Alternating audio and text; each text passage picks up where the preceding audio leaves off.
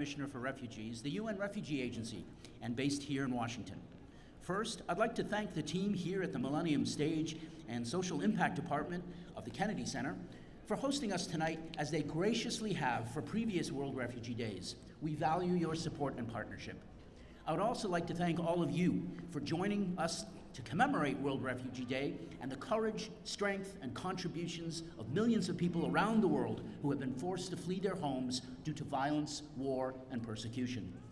UNHCR, the UN Refugee Agency, is mandated with protection and assisting refugees, asylum seekers, internally displaced, and stateless people in every corner of the globe. We were founded in the aftermath of World War II, and today, more than 70 years later, we continue to work with governments and humanitarian partners around the world to help protect and provide solutions to refugees. More than 110 million people have been forced to flee. That's double the number from a decade ago. To grasp that number, it's equivalent to almost the entire population of the United States west of the Mississippi River. These numbers are staggering and unacceptable. No one chooses to be a refugee. It is a last resort, not an option. And more importantly, while numbers can provide scope, we must remember that they represent millions of actual people, fathers, mothers, children, families, people like you and me, in desperate need of safety, protection, shelter, sustenance, and hope. World Refugee Day is an opportunity to show how we can do more to welcome and support and include refugees, generating that hope, opportunity, and action for better solutions. Join us today and every day in providing hope away from home for refugees. On behalf of UNHCR and the millions of refugees, I want to express our sincere gratitude to the government of the United States, the American people, and to the Kennedy Center for your unwavering commitment to helping refugees, asylum seekers, and others driven from their homes. You know, the United States remains the largest financial and political supporter to our life-saving programs around the world and has resettled more refugees than any other nation. These actions testify to the best of American values and character and set an example for the world to follow. I cannot imagine a better venue for us today to mark World Refugee Day together than here at the Kennedy Center in the heart of America's capital.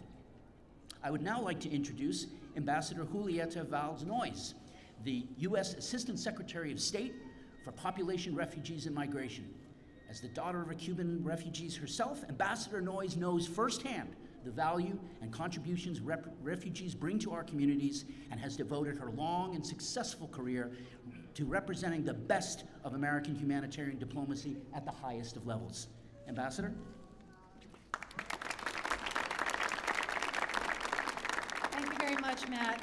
My team and I are delighted to be here to commemorate World Refugee Day.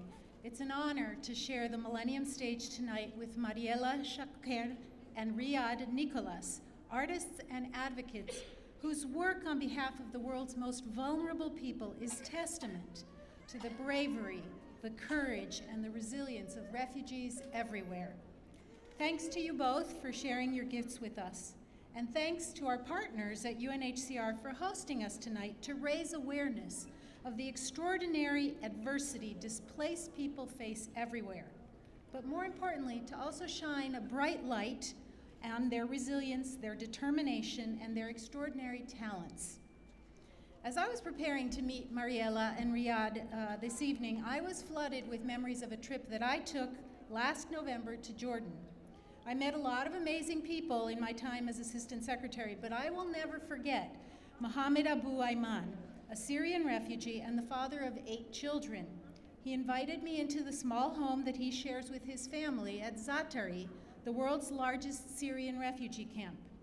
I remember the pride in his eyes as he talked about putting his oldest daughter through university in Jordan to become a teacher, and about how his youngest daughter had become a well-known influencer in the camp, starring in UNHCR-produced educational videos on good health and hygiene like hand washing. Despite their struggles and the sacrifices that they've made just to survive, he and his wife are raising their children to live lives of service. How inspiring. I am proud that the United States remains the single largest donor of humanitarian assistance globally and welcomes more refugees for resettlement than any other country in the world. Our commitment to refugees and host communities around the world is unwavering. In just the past week, we have announced nearly $1.3 billion in U.S. government assistance to alleviate suffering caused by Russian aggression in Ukraine, conflict in Sudan, the ongoing violence in Syria, and other places. We continue to stand with refugees and their generous hosts around the world as part of our enduring commitment to provide them hope away from home. With that, I'll turn the mic back over to Matt, and thank you again for inviting me, and thanks to everyone who's joining us here tonight to celebrate these two amazing artists and refugees everywhere. Thank you, Julieta. Before commencing the concert, I'd like to invite you all to stick around afterwards for a free World Refugee Day screening of the Netflix film The Swimmers, which follows the incredible journey of UNHCR Goodwill Ambassador Yusra Mardini from war-torn Syria to the 2016 Rio Olympics. The film starts at 8 at the Justice Forum, the indoor theater at the Reach section here at the Kennedy Center. Now, without further ado, we are honored and excited to present Mariela Shaker and Riyad Nicolas for tonight's special and inspiring concert. Mariela is an award-winning refugee advocate, accomplished violinist, and ardent UNHCR supporter who survived conflict in Syria and found refuge here in the United States. She's accompanied by Riyad, a multi-prize winning concert pianist from Aleppo, also in Syria. So friends, join me in warmly welcoming Mariela and Riyad to the stage.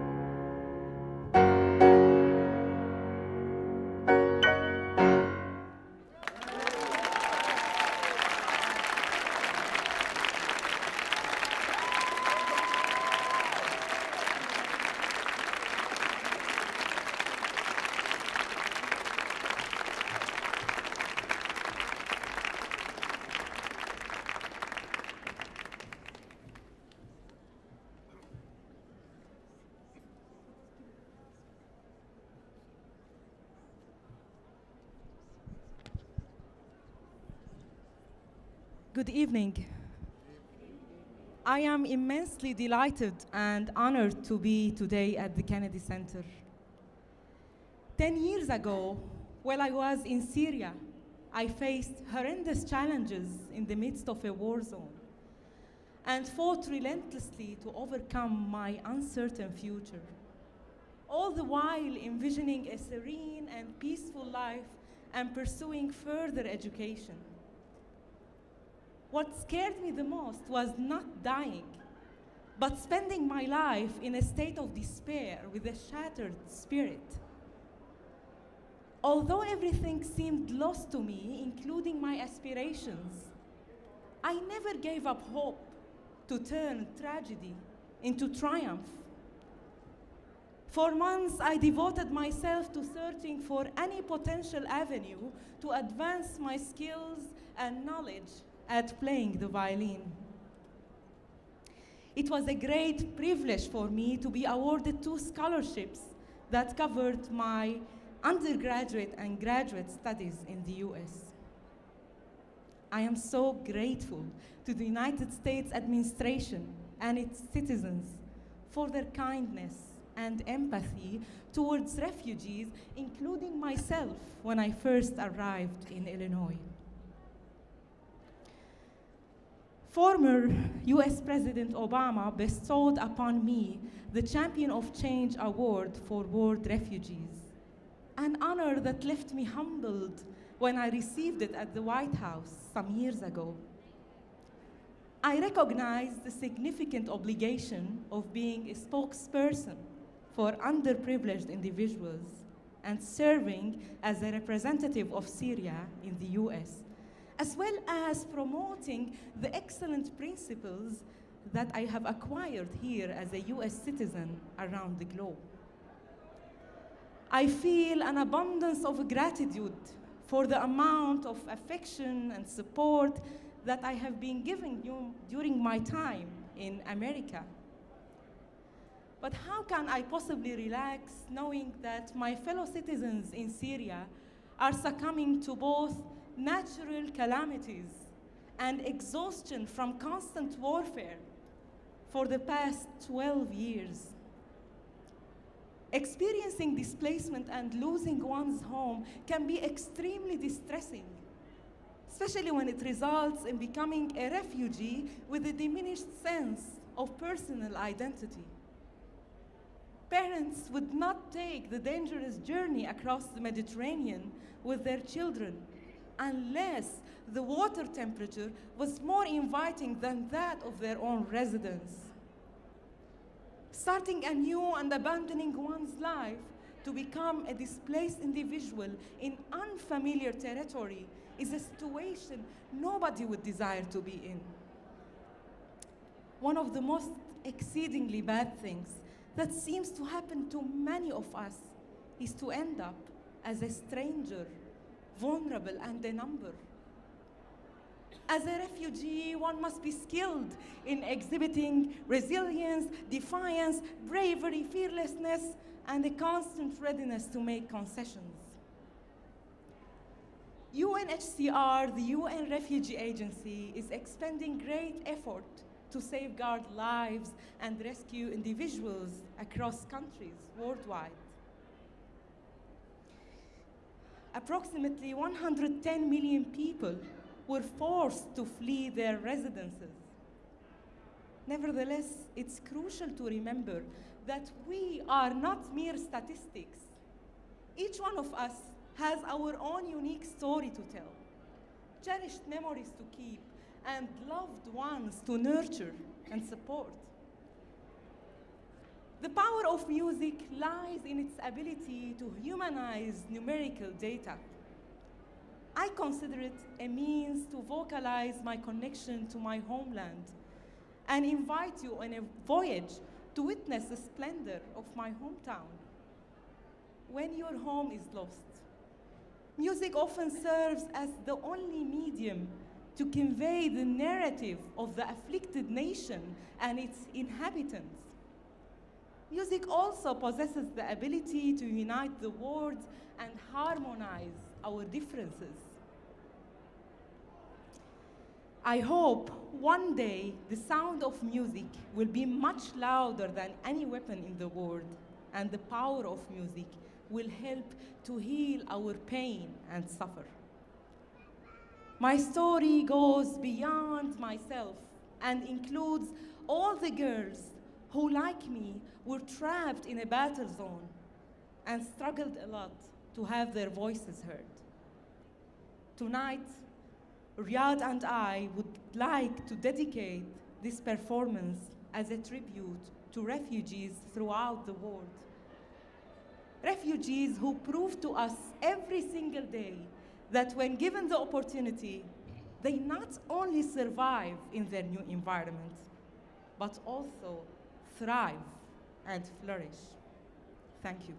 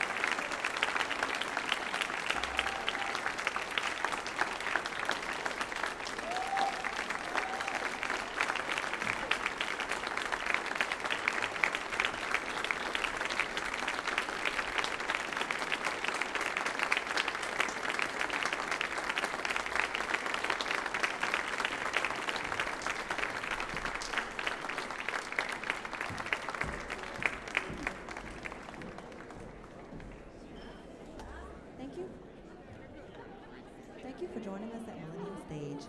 For more information about the upcoming